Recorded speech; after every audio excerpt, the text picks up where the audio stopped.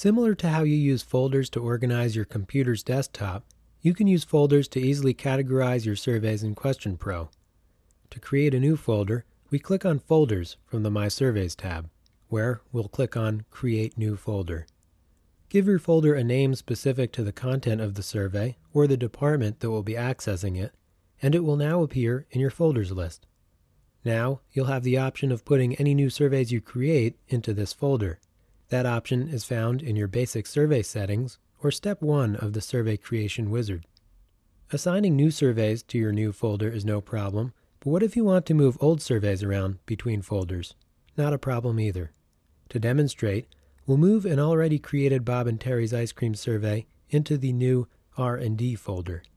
Since R&D is our destination folder, or the folder to which we'd like to move the survey, we'll click the Move Survey button next to its name, and we'll choose the survey called Sgt. Peppermint Flavor Survey, which, as you'll see in this folder structure dropdown, is currently in QuestionPro's main default folder. Now click Move, and that's it. Click on Continue, and you'll see that the Sgt. Peppermint Flavor Survey has been added to the newly created folder called R&D. Now that we've moved this survey into a separate folder for the use of the R&D department, let's review the folder's permissions by clicking on the lock icon. If you have several sub-accounts, QuestionPro's folder permissions play an important role.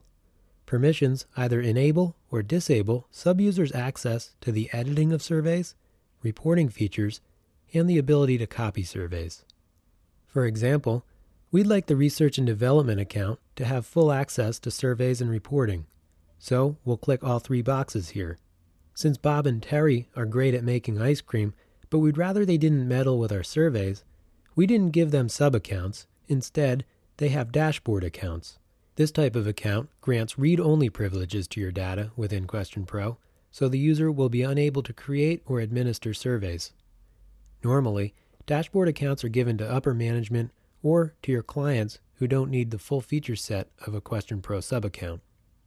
Another unique part of QuestionPro's collaborative environment is the My Company's Surveys feature. To demonstrate this, I'll log out of my account and into the account of the R&D sub-account administrator, Paige McConnell. When we click on the My Company Surveys from the My Surveys tab, we'll see the Sgt. Peppermint survey and that we have report, copy, and edit capabilities here because those permissions have been previously granted to us.